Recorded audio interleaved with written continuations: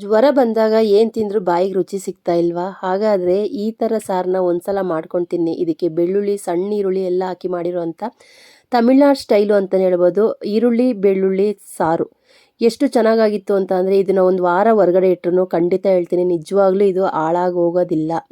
ಅಷ್ಟು ಟೇಸ್ಟಿಯಾಗಿರುತ್ತೆ. ಎಲ್ಲಾನ ಹೊರಗಡೆ ಹೋಗಬೇಕು, ಟ್ರಾವೆಲ್ ಮಾಡಬೇಕು ಅಂತ ಅಂದ್ರೂ ಇದನ್ನು ಒಂದು ಸಲ ಮಾಡ್ಕೊಂಡು ತೊಗೊಂಡೋದ್ರೆ ಬಿಸಿ ಬಿಸಿ ಅನ್ನಕ್ಕೆ ತುಪ್ಪ ಹಾಕ್ಕೊಂಡು ಮಿತ್ಕೊಂಡು ತಿಂತಾರೆ. ತುಂಬ ಅಂದರೆ ತುಂಬಾ ಚೆನ್ನಾಗಿರುತ್ತೆ. ಇದಕ್ಕೆ ನೋಡಿ ನಾನಿವತ್ತು ಮಣ್ಣಿನ ಪಾತ್ರೆ ಬೇರೆ ಮಾಡಿರೋದ್ರಿಂದ ನಾನು ಏನು ಅದನ್ನ ಎಲ್ಲ ಹಾಕಿ ಸರ್ವ್ ಮಾಡಿ ಮಿಕ್ಕಿದ್ದು ಆ ಪಾತ್ರೆಲಿತ್ತಲ್ಲ ಅದಕ್ಕೆ ಸ್ವಲ್ಪ ತುಪ್ಪ ಹಾಕ್ಕೊಂಡು ಬಿಸಿ ಬಿಸಿ ಅನ್ನ ಹಾಕ್ಕೊಂಡು ಚೆನ್ನಾಗಿ ಮಿತ್ಕೊಂಡು ತಿಂತಾಯಿದ್ರೆ ಬಾಯಿಗೆ ಏನೇ ರುಚಿ ಸಿಗ್ತಾ ಇಲ್ಲ ಅಂತಂದ್ರೂ ಇದನ್ನು ನೀವು ಒಂದು ಸಲ ಟ್ರೈ ಮಾಡಿ.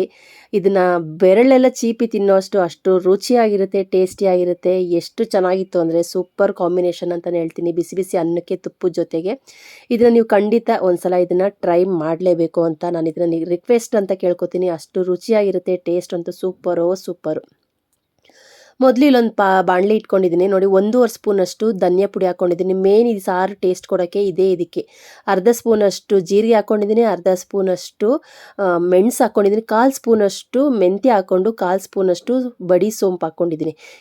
ಇದಕ್ಕೆ ಸಾರಿಗೆ ಒಳ್ಳೆ ಟೇಸ್ಟು ಪರಿಮಳ ಕೊಡೋದು ಅಂತಲೇ ಹೇಳ್ಬೋದು. ಇದಕ್ಕೆ ಯಾವುದೇ ರೀತಿ ಬೇರೆ ಗರಂ ಮಸಾಲೆ ಎಂಥದ್ದು ಬೇಡ. ಹುಳಿಯಾಗಿ ಖಾರವಾಗಿ ಸೂಪರಾಗಿರುತ್ತೆ. ಕರ್ಬೇವಿನ ಸೊಪ್ಪನ್ನ ಹಾಕ್ಕೊಂಡಿದ್ದೀನಿ. ಕರ್ಬೇವಿನ ಸೊಪ್ಪನ್ನೆಲ್ಲ ಹಾಕ್ಕೊಂಡು ಚೆನ್ನಾಗಿ ಫ್ರೈ ಮಾಡಿಕೊಂಡು ಇದನ್ನು ಒಂದು ಪ್ಲೇಟ್ಗೆ ಹಾಕ್ಕೊಂಡು ಆರಕ್ಕೆ ಇಟ್ಕೊತೀನಿ. ಹೆಂಗೆ ಅಂದರೆ ಕರ್ಬೇವಿನ ಸೊಪ್ಪೆಲ್ಲ ಸ್ವಲ್ಪ ಚೆನ್ನಾಗಿ ರೋಸ್ಟ್ ಆಗಬೇಕು, ಅಲ್ಲಿ ತನಕ ಇದನ್ನು ತಣ್ಣಗಾಗಿ ಬಿಡ್ತೀನಿ. ನೋಡಿ ನಾನು ಮಣ್ಣಿನ ಪಾತ್ರೆ ಮಾಡ್ತಾ ಇರೋದ್ರಿಂದ ಮೇನ್ ಇದಕ್ಕೆ ಸ್ಪೆಷಲ್ ಏನು ಅಂತಂದರೆ ಎಳ್ಳೆಣ್ಣೆಲಿ ಮಾಡಬೇಕು ಈ ಸಾರನ್ನ. ತುಂಬ ಅಂದರೆ ತುಂಬ ಚೆನ್ನಾಗಿರುತ್ತೆ. ಎಷ್ಟು ಒಂದು ವಾರ ಇಟ್ಟು ಇದು ಹೊರಗಡೆ ಇಟ್ಟರು ಕೆಡೋದಿಲ್ಲ. ಎಣ್ಣೆ ಹಾಕ್ಕೊಂಡು ಸಾಸಿವೆ ಹಾಕ್ಕೊಂಡಿದ್ದೀನಿ, ಜೀರಿಗೆ ಹಾಕ್ಕೊಂಡಿದ್ದೀನಿ, ಒಂದು 10ರಿಂದ 12 ಕಾಳಷ್ಟು ಮೆಂತ್ಯ ಹಾಕ್ಕೊಂಡಿದ್ದೀನಿ. ಮೆಂತ್ಯ ಕಸರೆ ಬರೋದಿಲ್ಲ, ಎಣ್ಣೆಲಿ ಫ್ರೈ ಆದಾಗ ತುಂಬ ಚೆನ್ನಾಗಿರುತ್ತೆ.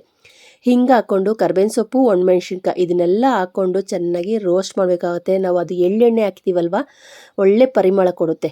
ಇದಕ್ಕೆ ನಾನು ನನ್ನ ಕೈಯಲ್ಲಿ ಒಂದು ಮುಷ್ಟಿಯಷ್ಟು ನಾನು ಬೆಳ್ಳುಳ್ಳಿನ ಸಿಪ್ಪೆ ತೆಗೆದು ನಾಟಿ ಬೆಳ್ಳುಳ್ಳಿ ಹಾಕ್ಕೊಂಡಿದ್ದೀನಿ. ಚೆನ್ನಾಗಿ ಆ ಎಣ್ಣೆಯಲ್ಲಿ ಬೆಳ್ಳುಳ್ಳಿ ಎಲ್ಲ ಚೆನ್ನಾಗಿ ಫ್ರೈ ಆಗಬೇಕು. ಸಾಂಬಾರು ಈರುಳ್ಳಿ 1 ಬಟ್ಲು ಹಾಕ್ಕೊಂಡಿದ್ದೀನಿ.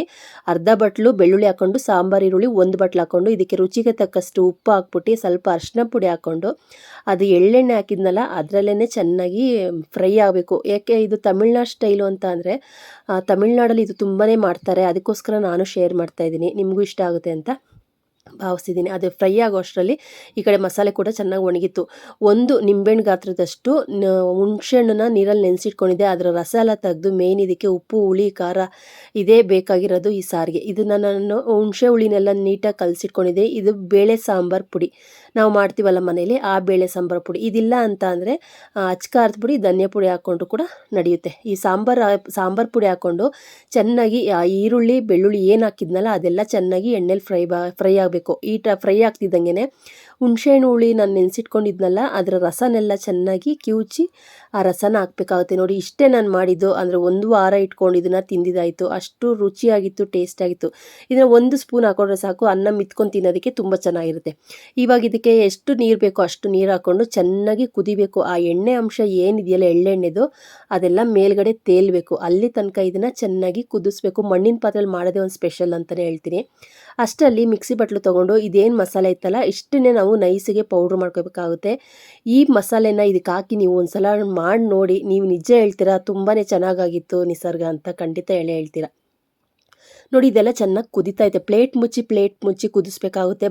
ಮಡಕೆಯಲ್ಲಿ ಮಾಡ್ತಾಯಿದ್ದೀನಿ, ಮಣ್ಣಿನ ಪಾತ್ರೆಯಲ್ಲಿ ಮಾಡ್ತಾಯಿದ್ದೀನಿ ಅಂದರೆ ಅದರ ರುಚಿ ಹೆಂಗಿರುತ್ತೆ ಅಂತ ನೀವೇ ಥಿಂಕ್ ಮಾಡಿ. ಈಗ ಚೆನ್ನಾಗಿ ಕುದಿಬೇಕಾದ್ರೆ ನಾನು ಪೌಡ್ರ್ ಮಾಡಿಟ್ಕೊಂಡಿದ್ದೆಲ್ಲ ಮೆಂತ್ಯ, ಜೀರಿಗೆ, ಮೆಣಸು ಮತ್ತು ಕರಿಬೇವಿನ ಸೊಪ್ಪು ಇದನ್ನೆಲ್ಲನೂ ಚೆನ್ನಾಗಿ ಧನಿಯಾ ಇದನ್ನೆಲ್ಲನೂ ಚೆನ್ನಾಗಿ ಹಾಕ್ಕೊಂಡು ಮಿಕ್ಸ್ ಮಾಡಿ ಕುದಿಸ್ಬೇಕು. ಸ್ವಲ್ಪ ಕೊತ್ತಂಬರಿ ಸೊಪ್ಪನ್ನ ಜಾಸ್ತಿನೇ ಹಾಕ್ತಾಯಿದ್ದೀನಿ, ಯಾಕಂದರೆ ತಿನ್ಬೇಕಾದ್ರೆ ಕೊತ್ತಂಬರಿ ಸೊಪ್ಪಿನ ಫ್ಲೇವರ್ ಇರುತ್ತಲ್ಲ ತುಂಬ ಚೆನ್ನಾಗಿ ಸಿಗುತ್ತೆ. ಲಾಸ್ಟಲ್ಲಿ ಒಂದು ಅರ್ಧ ಸ್ಪೂನಷ್ಟು ಬೆಲ್ಲ ಹಾಕ್ಕೊಂಡಿದ್ದೀನಿ. ಬೇಕು ಅಂದರೆ ಬೆಲ್ಲ ಹಾಕ್ಕೊಳ್ಳಿ, ಇಲ್ಲ ಅಂತಂದರೆ ಸ್ಕಿಪ್ ಮಾಡ್ಬೋದು. ಬೆಲ್ಲ ಹಾಕಿದ್ರೆ ಸ್ವಲ್ಪ ಟೇಸ್ಟು ತುಂಬ ಚೆನ್ನಾಗಿ ಎದ್ದಿ ಕೊಡುತ್ತೆ, ಅದಕ್ಕೋಸ್ಕರನೇ ಬೆಲ್ಲ ಹಾಕೋದು. ನೋಡಿ ಫೈನಲ್ ಆಗಿ ನಾನು ಎಷ್ಟು ನೀರು ಹಾಕಿದೆ, ಇದು ಎಷ್ಟು ಗಟ್ಟಿಯಾಗೈತೆ ಅಂತಂದರೆ ಆ ಬೆಳ್ಳುಳ್ಳಿ ನಾವು ಅನ್ನಕ್ಕೆ ಹಾಕೊಂಡು ತಿನ್ನಬೇಕಾದ್ರೆ ಏನು ಬೆಳ್ಳುಳ್ಳಿ ಸ್ಮೆಲ್ ಬರೋದಿಲ್ಲ. ನಾನು ಮಣ್ಣಿನ ಪಾತ್ರೆ ಇಳಿಸು ಆದಮೇಲೂ ಎಷ್ಟು ಕುದೀತಾ ಐತೆ ನೋಡಿ. ಯಾಕಂದರೆ ಮಣ್ಣಿನ ಪಾತ್ರೆಯಲ್ಲಿ ಬಿಸಿ ಅಷ್ಟು ಚೆನ್ನಾಗಿರುತ್ತೆ. ಒಂದು 5 ನಿಮಿಷ ಆದರೂ ಅದು ಬಿಸಿ ಕಮ್ಮಿ ಆಗೋದಿಲ್ಲ. ಫೈನಲ್ ಆಗಿ ಈರುಳ್ಳಿ ಬೆಳ್ಳುಳ್ಳಿ ಸಾರು ಬಾಯಿಗಂತೂ ಒಳ್ಳೆ ರುಚಿ ಅಂತಲೇ ಹೇಳ್ತೀನಿ. ಖಂಡಿತ ಇದನ್ನು ನೀವು ಟ್ರೈ ಮಾಡಲೇಬೇಕು. ಇದಕ್ಕೆ ಮೇನ್ ಏನು ಅಂದರೆ ಸಾಂಬಾರು ಈರುಳ್ಳಿನೇ ಇದಕ್ಕೆ ಒಳ್ಳೆ ಟೇಸ್ಟ್ ಕೊಡೋದು. ನೋಡಿದ್ರಲ್ಲ ಫ್ರೆಂಡ್ಸ್, ನಾನಿವತ್ತು ತಮಿಳ್ನಾಡು ಸ್ಟೈಲಲ್ಲಿ ಮಾಡಿರೋಂಥ ಈರುಳ್ಳಿ ಬೆಳ್ಳುಳ್ಳಿ ಸಾರು. ಬಾಯಿ ರುಚಿಗಂತೂ ಸೂಪರು.